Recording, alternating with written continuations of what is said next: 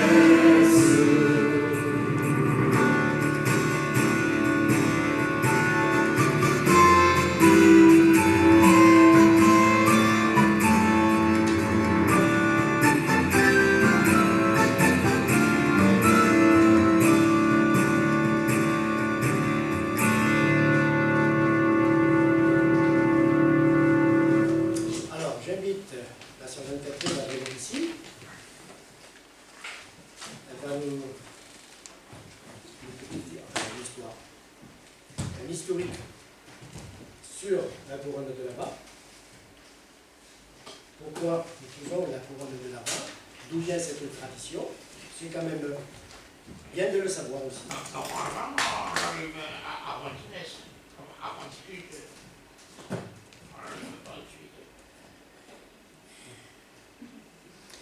Selon de nombreuses traditions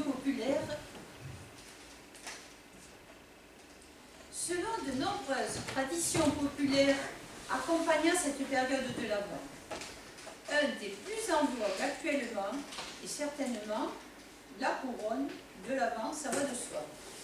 Elle semble avoir une origine nordique ou germanique, en lien avec d'anciens cultes de la lumière, en cette période de l'année où le soleil se fait de plus en plus rare. Aujourd'hui, la couronne faite de branches de sapin, comme vous le voyez, est surmontée de 4 bougies rouges ou dorées. On en allume une de plus chaque dimanche de l'Avent, passant pour que les 4 brillent au soir de Noël. C'est dans la tradition des églises catholiques et protestantes du début de l'année liturgique. D'un point de vue spirituel, c'est la préparation de la célébration de Noël, mais aussi la méditation du retour définitif, glorieux du Seigneur Jésus-Christ à la fin des temps. La vie chrétienne est tout entière tournée vers ce retour. Amen. Voilà, donc nous allons poursuivre par la lecture du psaume 92 que va nous lire Catherine. Viens ici, s'il te plaît. Il est beau de louer l'Éternel et de célébrer ton nom, ô Très-Haut, d'annoncer le matin ta bonté et ta fidélité pendant les nuits sur l'instrument à 10 cordes. Que tes œuvres sont grandes, ô Éternel, que tes pensées sont profondes. L'homme stupide n'y connaît rien, et l'insensé n'y prend point garde. Si les méchants croissent comme l'herbe, si tous ceux qui font le mal fleurissent, c'est pour être anéantis à jamais. Mais toi, tu es le Très-Haut, à perpétuité, ô Éternel. Car voici tes ennemis, ô Éternel, car voici tes ennemis périssent, tous ceux qui font le mal sont dispersés. Et tu me donnes la force du buffle. Je suis arrosé avec une huile fraîche. Mon œil se plaît à contempler mes ennemis. Et mon oreille à entendre mes méchants adversaires. Les justes croissent comme le palmier. Ils s'élèvent comme le cèdre du Liban. Plantés dans la maison de l'Éternel, ils prospèrent dans les parvis de notre Dieu. Ils portent encore des fruits dans la vieillesse. Ils sont pleins de sève verdoyant pour faire connaître que l'Éternel est juste. Il est mon rocher, il n'y a point en lui d'iniquité. L'auteur, je n'ai pas retrouvé l'auteur, enfin je veux dire, c'est peut-être David Dupont ou un autre, mais c'est surtout cette espérance du peuple d'Israël aussi. Il attend ce sabbat, le nouvel avènement, qui prépare déjà la prophétie de la venue de notre Seigneur. Hein? Voilà. Un peuple qui est en souffrance, voilà. Malgré sa souffrance, il est capable d'apporter sa louange et l'adoration à son Dieu. Comme nous devons le faire aussi ce matin. Voilà. Alors, je vais prendre le chant le suivant. Je viens en silence. Nous allons nous préparer, nous aussi, à porter notre prière au Seigneur. Nous allons chanter ce chant en particulier, c'est vrai, avec l'esprit de prière, comme le faisait le peuple d'Israël quand il venait à l'Éternel, au temple de Jérusalem. Et bien pour nous, le nouveau temple, il est ici, dans notre corps, dans notre cœur. Ce nouveau temple, nous nous approchons de Dieu pour l'honorer, pour l'adorer. Nous allons commencer par ce chant et ensuite nous prierons en communion les uns envers les autres pour la gloire de notre Dieu. Voilà.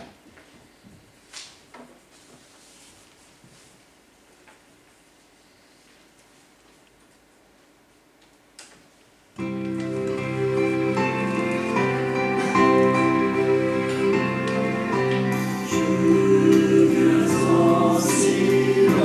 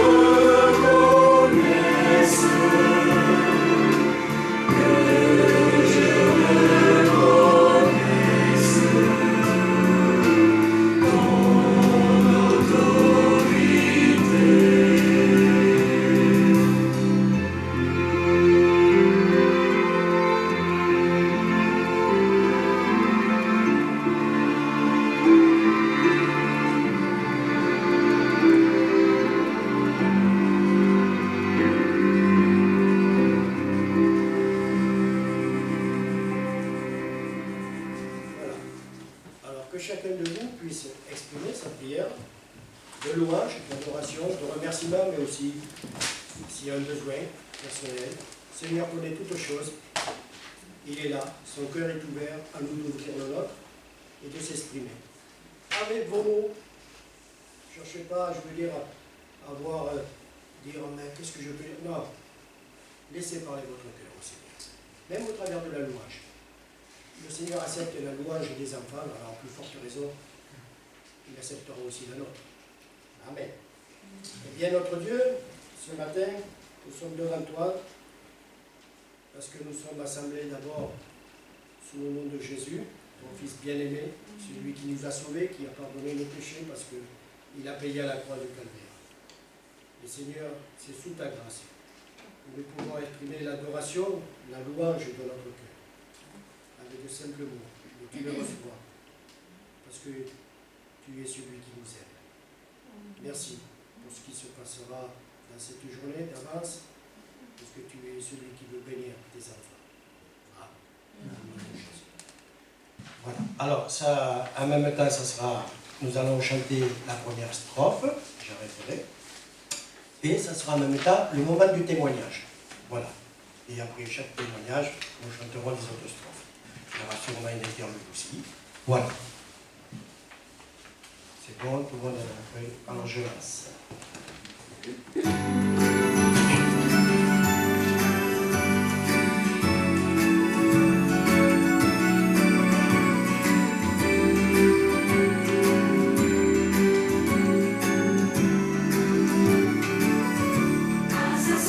Puissance, par l'action de l'Esprit, la nouvelle naissance en chacun s'accomplit pour ressembler au Maître, vivre ce qu'il a dit. Son disciple doit être dans la nuit, nous portons son visage, imprimé sur le front, propageant ce message, mieux que la religion, et l'image du Maître, imprimé sur le front.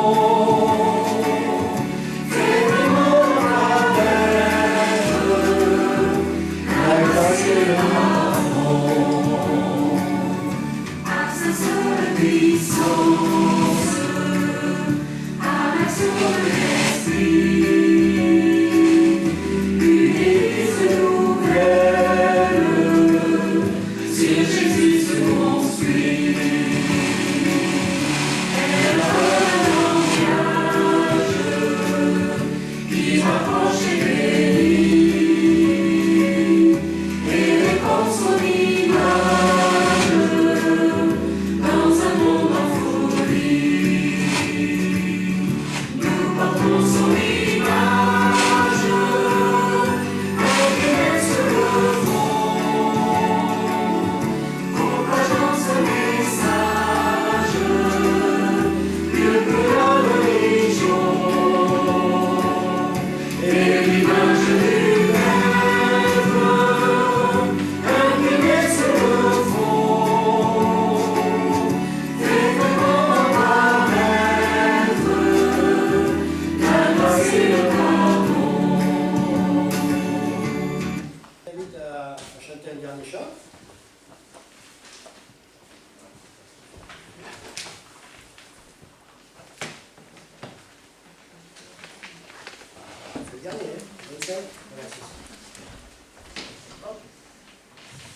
Alors, c'est important, quand on écoute un message, d'ouvrir son cœur. Parce que si on n'ouvre pas son cœur, le Seigneur veut s'adresser à nous, la porte reste close, et nous ne recevons pas la bénédiction que le Seigneur veut nous donner. Voilà. Je vais parler plus fort, mais au moins on nous entendra. Voilà. Allez. Devant ma porte close, ça va être un voyage. Il frappe et me propose de vivre dans mon cœur.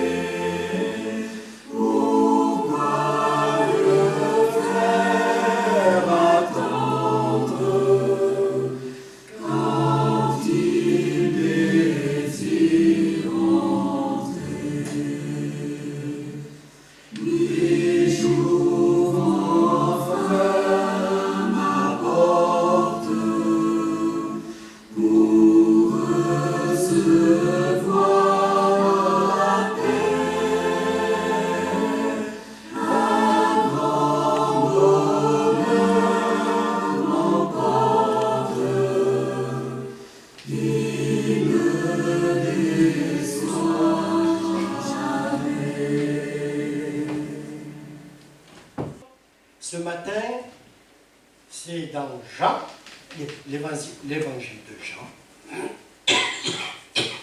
le chapitre 6. Voilà, l'évangile de Jean, le chapitre 6. Voilà. Et la lecture sera du verset 30 à 45.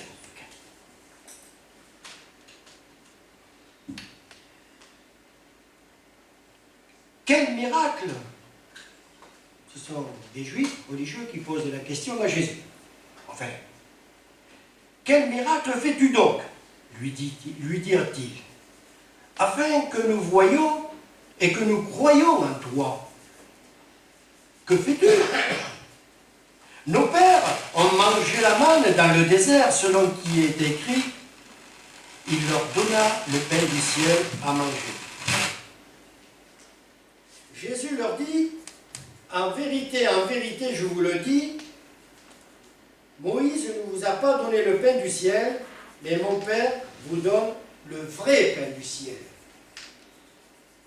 Car le pain de Dieu, c'est celui qui descend du ciel et qui donne la vie au monde.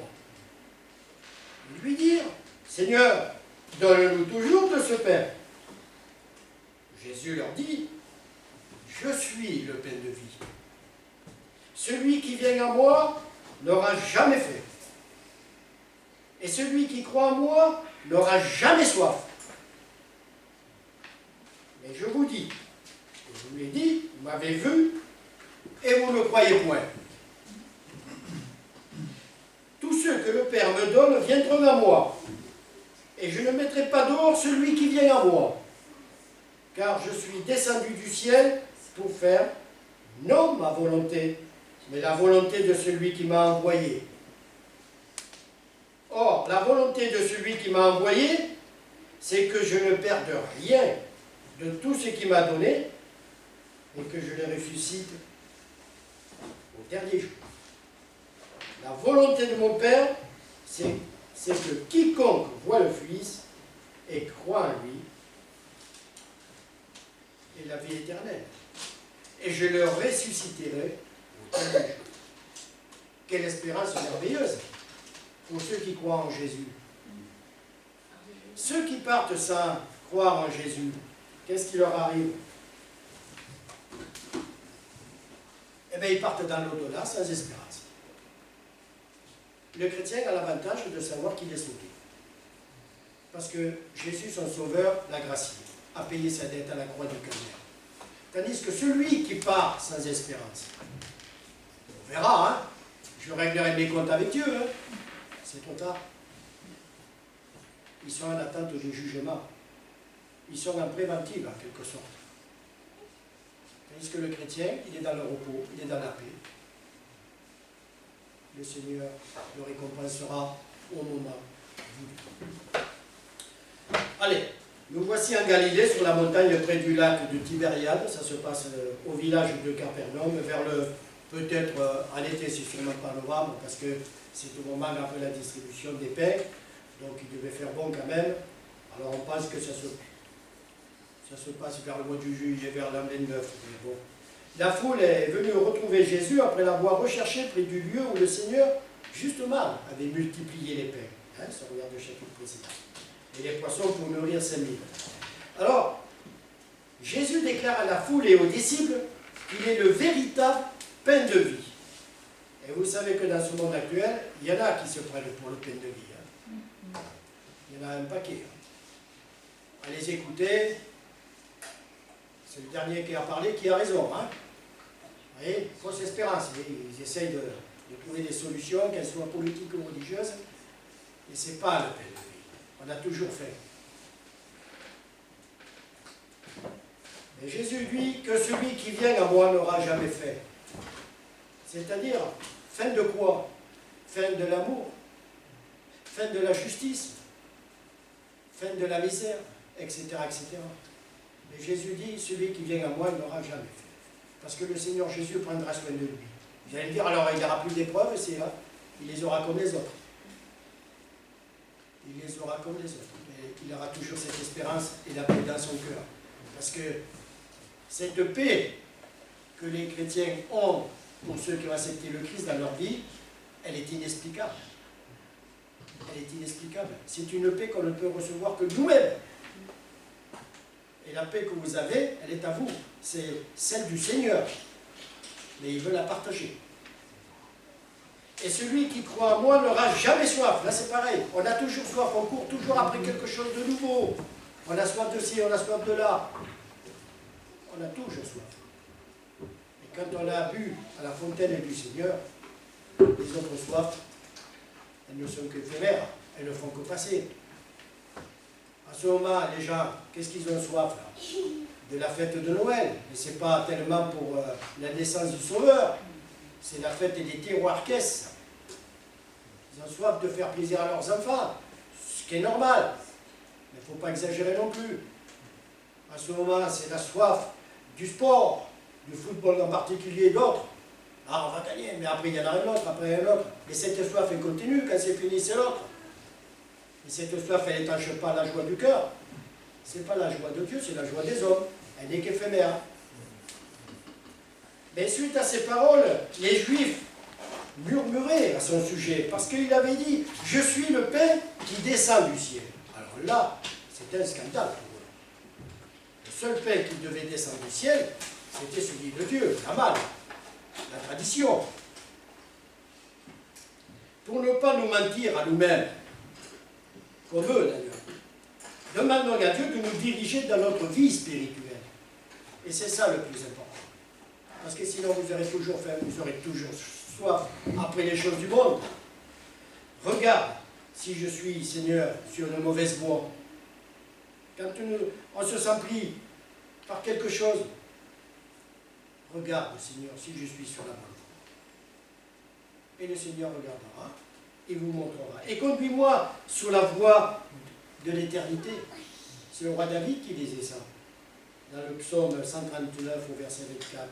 Parce que nous pouvons tous, nous aussi, nous mentir à nous-mêmes. Le roi David, il avait tout ce qu'il voulait. Avec certaines limites. Mais il avait le pouvoir, il avait l'argent, il avait les serveurs, les servantes. Mais ça, vous savez, le roi David était assez sage pour savoir que ça avait une limite. Sa joie, sa paix pour lui, c'était cette espérance à l'éternel. Parce que nous pouvons tous, nous aussi, c'est vrai, à nous mentir nous-mêmes. Nous devons demander au Seigneur d'exposer les motifs cachés qui obscurcissent notre esprit et notre discernement des choses de la vie courante de ce monde. Qu'est-ce qui fait ma joie? Qu'est-ce qui fait ma paix? Avec l'aide de l'action du Saint-Esprit de Dieu, nous pouvons reprendre la bonne voie par sa parole. Ne jugez pas selon l'apparence, mais jugez selon un juste jugement. Certains disent de Jésus, celui-ci, nous savons d'où il vient. Les Juifs de l'époque, ah ben on sait d'où il vient. Mais le Messie, ces hommes religieux qui connaissaient l'Écriture, le Messie, quand il viendra, personne ne saura d'où il est. Surprenant comme réponse de la part de ces gens de Jérusalem, de ces responsables religieux assez instruits là-dessus.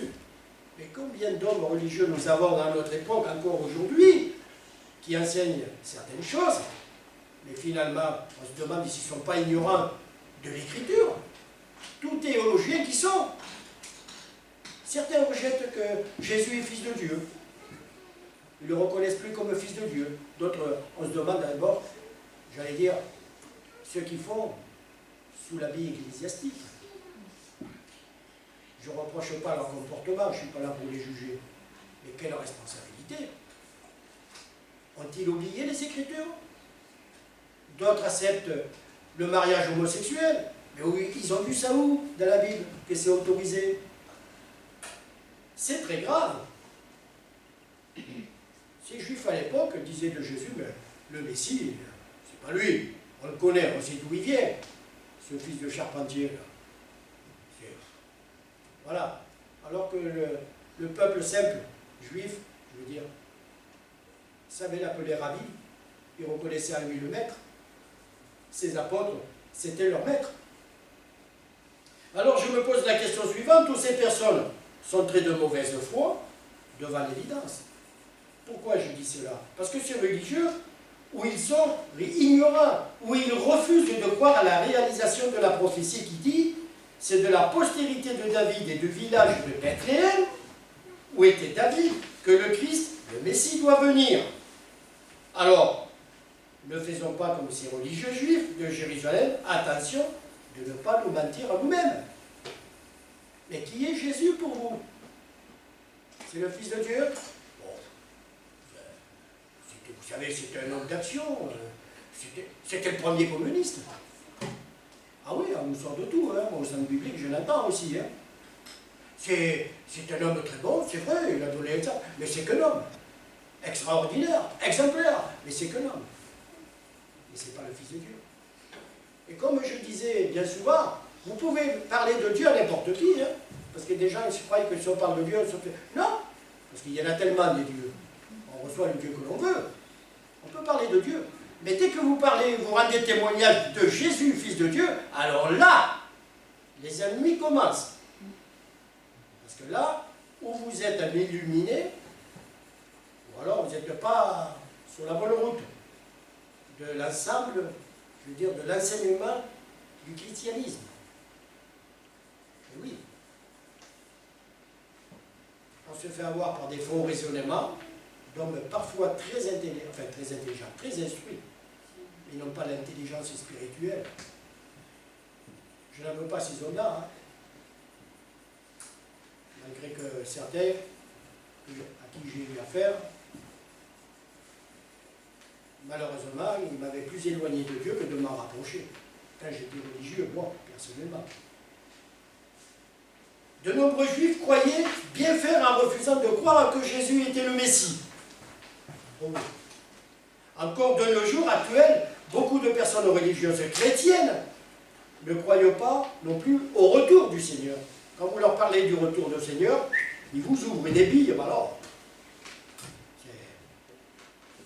C'est notre espérance. Nous attendons ce retour. Les événements se précipitent actuellement et on reste impassible. Oui, ben, il viendra. Vous savez, ça fait 2022 ans qu'on attend. Et le temps de Dieu, ce n'est pas notre temps à nous. Hein. Viens, Seigneur Jésus. Voilà, il vient quand il veut. C'est lui le maître. C'est lui qui décide. Il n'y a pas de date. Mais on doit être prêt. On doit être prêt pour l'avènement. Et on doit être prêt aussi quand nous devons partir, nous personnellement. Pourtant, Jésus a bien précisé qu'il reviendrait chercher les siens. C'est dans l'évangile de Jean 14, 1, 4. Il n'y a pas beaucoup de prêches là-dessus. Mais le véritable problème pour eux était le préjugé basé sur leur grand savoir qu'ils avaient dans leur cœur. Ils résistaient à Jésus à cause aussi de la menace qui semblait créée pour leur tradition religieuse. Mais dans le monde, c'est pareil. On parlait de la délinquance et c'est là. Mais imaginez-vous que tous les délinquants se convertissent au Seigneur par le témoignage de nos aumôniers de prison. Imaginez-vous ça. Quel miracle. Alors on ferme les prisons. Il n'y a plus de gardiens, il n'y a plus de surveillants, il n'y a plus de policiers, il n'y a plus de juges, il n'y a plus d'avocats. Mais c'est la ruine de la nation. Mais non. Ce serait la joie du peuple. La justice régnerait. Vous voyez? Mais tous ces gens-là se lèveraient contre les chrétiens. Hein. Et ils se retrouvent sans emploi à cause de nous. Imaginez-vous, je dis bien. Hein? Je ne dis pas qu'ils seraient tous contre nous, mais vous savez, on ne sait pas ce qui va se passer. Au lieu de scruter sincèrement toutes les écritures qui les auraient prouvé qu'ils étaient, ils ont opté pour ce qu'ils ont préféré croire. Croire en eux, pas en Dieu, en eux, à ma puissance. Parce que je sais, à mon savoir, croire comme cela les arrangeait dans leurs affaires. Et finalement, ils l'ont rejeté. Pourquoi? Ils ont rejeté Jésus. Pourquoi? Parce que nous aimons tout ce que nous pouvons dominer, contrôler. Mais voilà, Jésus, il n'était pas soumis à leur volonté. Il n'était pas soumis à leur tradition. Respectez la loi, attention. Il n'était pas soumis à leurs préceptes. Plus de 350 préceptes, vous vous rendez compte? De dogmes religieux, etc.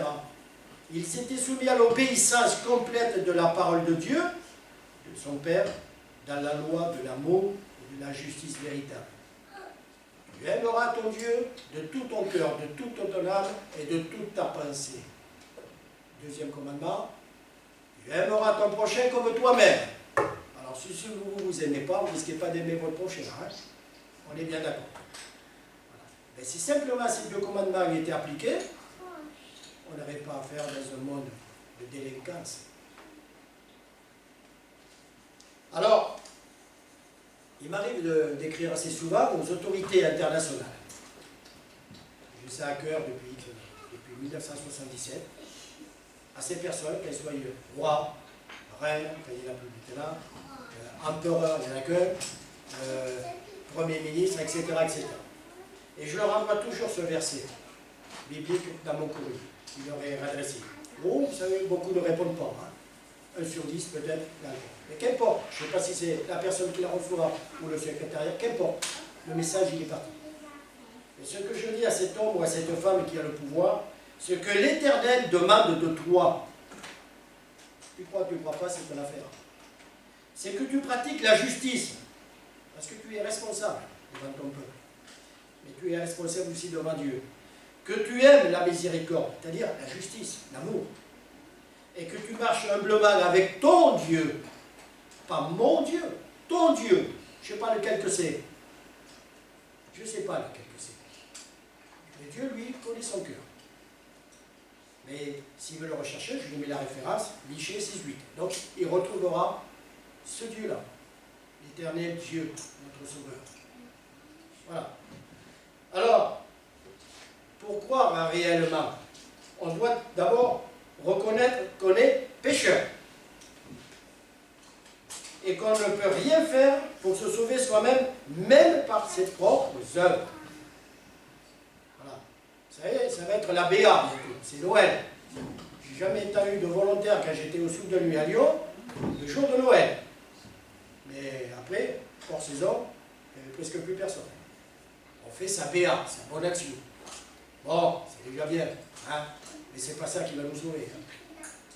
On doit se détourner de ses péchés et revenir auprès du Père, qui nous attend les bras ouverts et se laisser aimer par lui, afin de se reposer entièrement et sans réserve sur Jésus-Christ. Pourquoi?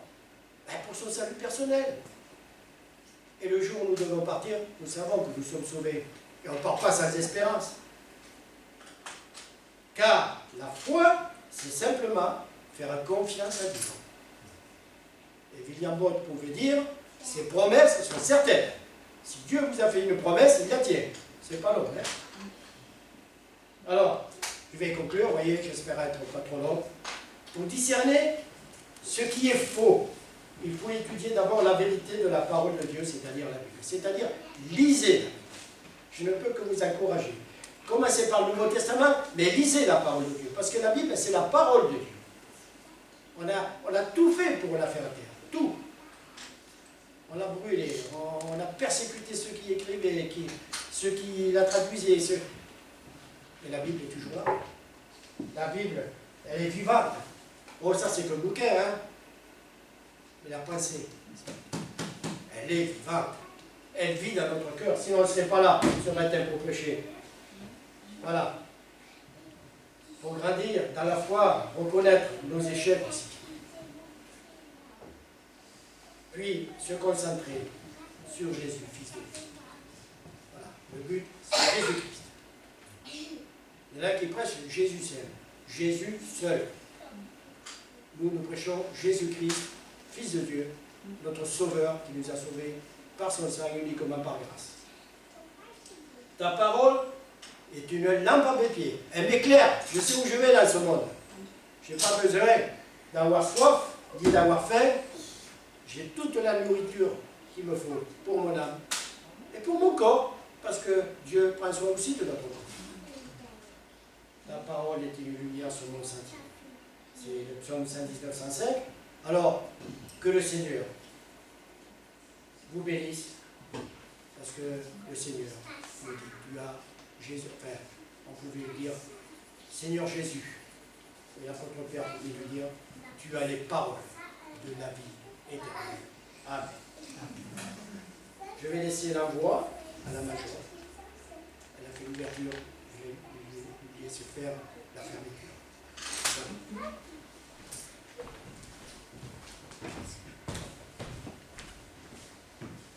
Voilà.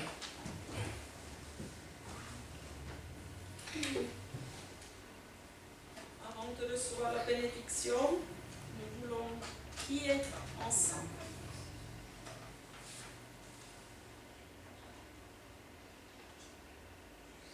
Père, que ton message puisse porter du fruit dans notre cœur. Pas que dans notre cœur, mais dans nos vies, là où tu nous places, là où tu veux que nous soyons. Que nous puissions être des témoins fidèles de ce que tu nous donnes jour après jour. Nous ne pouvons que grandir avec la nourriture spirituelle que toi tu nous donnes. Sois loué, Père, au nom de Jésus-Christ. Amen. Merci à Joël et Catherine pour l'animation de notre culte ce matin. Et je vous invite maintenant à vous lever pour recevoir la bénédiction du Seigneur.